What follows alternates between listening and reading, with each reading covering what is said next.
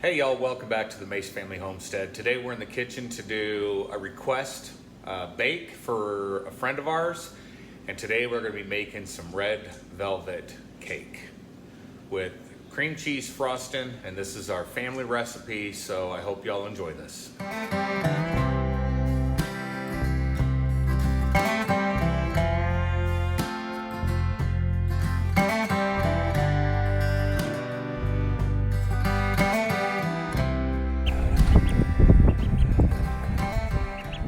All right, for this recipe, I went ahead and pre-staged my bowls to have everything ready to go. I am doubling this recipe, but in here we have our sugar. We're gonna combine this with our vegetable oil and make sure this gets really incorporated well. In here we have our cake flour, baking soda, salt, cocoa powder, and that's it. So we're gonna go ahead and we've got our apple cider vinegar ready out. We've got our vanilla and we've got our buttermilk. And of course, we've got our red food coloring that we're gonna need, and we got our eggs. So let's go ahead and get the vegetable oil and the sugar combined, and then we'll be right back. Okay, as you can see, the oil and the sugar is well combined. We've got our 4 eggs that we're gonna need. Well, again, the recipe will be in the description box below, but I've got my eggs and I'm gonna add these to here. Okay, our eggs, oil, and sugars are combined. Now I'm gonna add in our food coloring. The original way this was made was with beet juice. We don't have any beet juice now, but we will this summer, and I'm gonna make sure that I set some aside and freeze it, or however I can store it, so that when I do make this, I make a little bit more correct version. So now we got our food coloring in, we're gonna add our vanilla. So now that all this stuff is mixed up, we're gonna go ahead and add in our apple cider vinegar. This is the one we always use with the mother.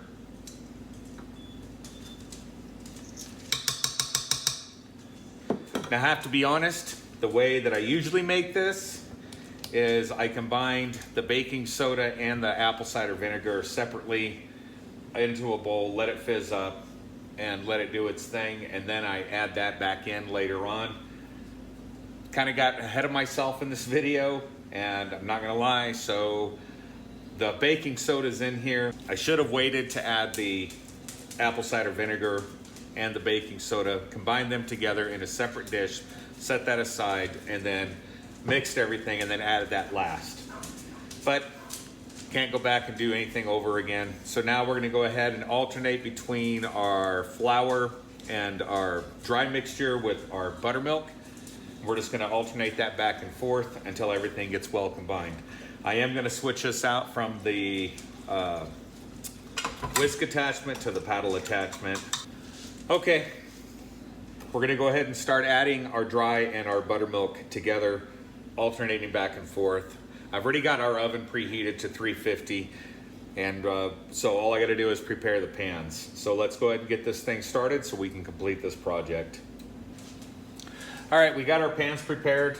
We're gonna go ahead and place our batter, divide this up evenly in between each of them. Now you can also weigh these out, but I like to just eyeball them.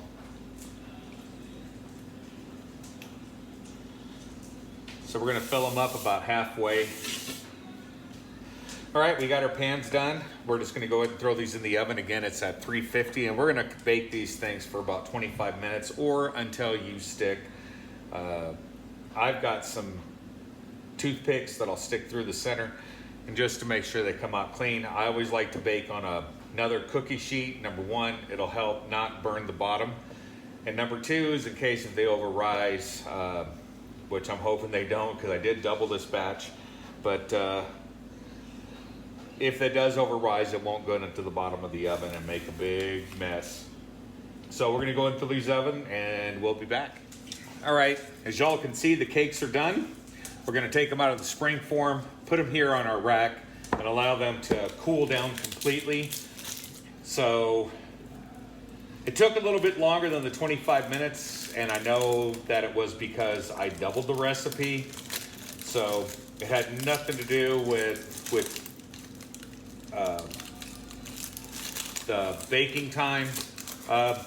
So you might want to test your oven when you're doing this because it may take a little bit longer.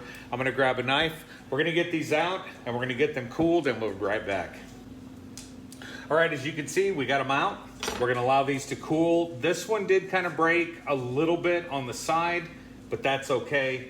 We're going to take all this stuff that falls off the cake and we're just going to reuse it and we're going to decorate the cake with it and you'll see how.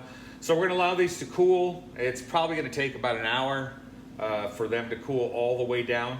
But again, it took a little longer to bake. You're just going to have to test your oven. Your altitude and all that stuff is going to play a big factor in these. So, but just watch on them. You know, stick your toothpick down the center and make sure it comes out clean. And we'll be right back. All right, y'all, we're gonna make the cream cheese frosting. Our cakes are in the freezer, actually, cooling down so we can slice them open and make sure everything gets done properly. So we've got, at room temp, we've got 2 packages of cream cheese and we've got some unsalted butter.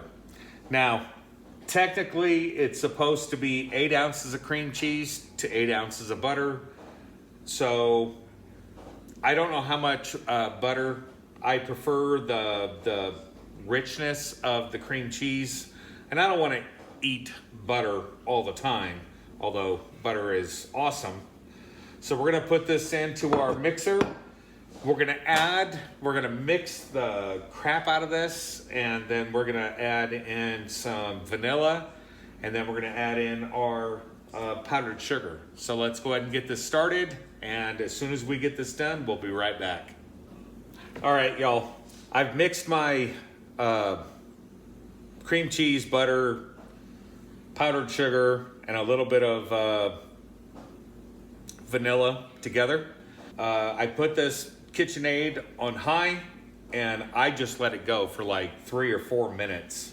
Next we're gonna do is pull out the cake and frost the whole thing. So we'll be right back. All right, y'all, we have our cream cheese frosting done. But as you can tell, these cakes, hopefully you can see it on camera, are really flexible. So I think what I'm gonna do is put these in the fridge, let them rest overnight, and then tomorrow we will tackle the rest of assembly. So sorry about that. I just don't want to mess anything up for y'all. All right, we'll see y'all tomorrow morning. All right, y'all, it's the next morning and I just took the cakes out.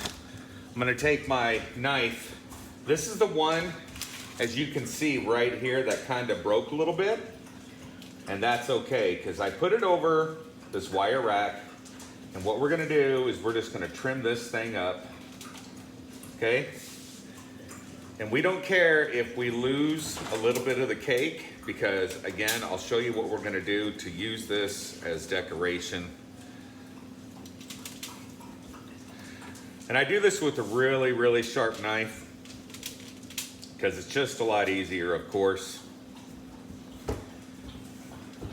to trim everything down. Okay, we're not gonna really worry about keeping this thing totally even as far as roundness, because we are gonna frost it and nobody's really gonna see. That's the beauty of decorating your own cake. Nobody's really gonna see exactly how messed up the cake really was before you frosted it. Okay, I'm just trying to straighten up some edges here. All right, now we're gonna take our nice serrated knife and we're gonna cut this in half. Now this one, as you can see, came out perfect. I mean, this one here is just a thing of beauty. There's no breaks, there's no nothing. But the thing about these cakes is they're really, really delicate.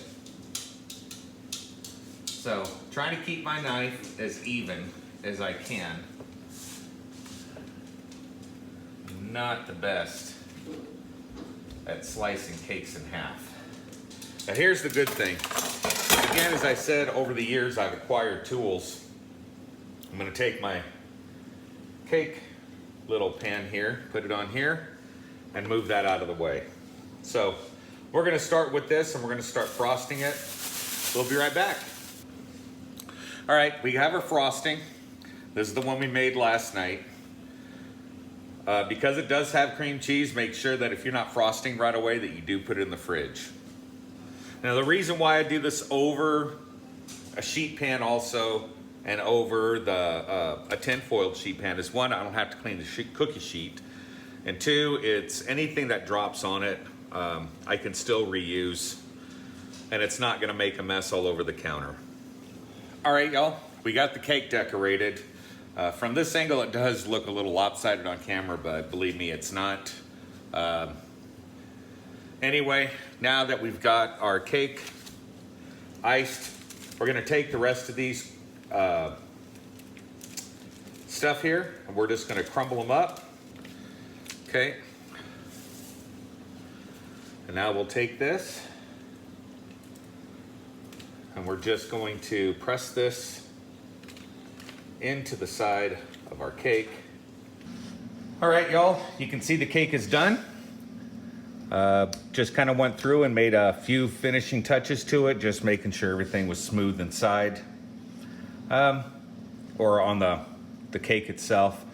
So if y'all enjoy this recipe, let me know what you did different. Did you freeze the cakes before you cut them and all that stuff? Just kind of let me know in the comment section below. I appreciate y'all watching this video. Don't forget to subscribe and like the video and hit the bell notification so you can be notified when new videos do come out. Appreciate it. God bless.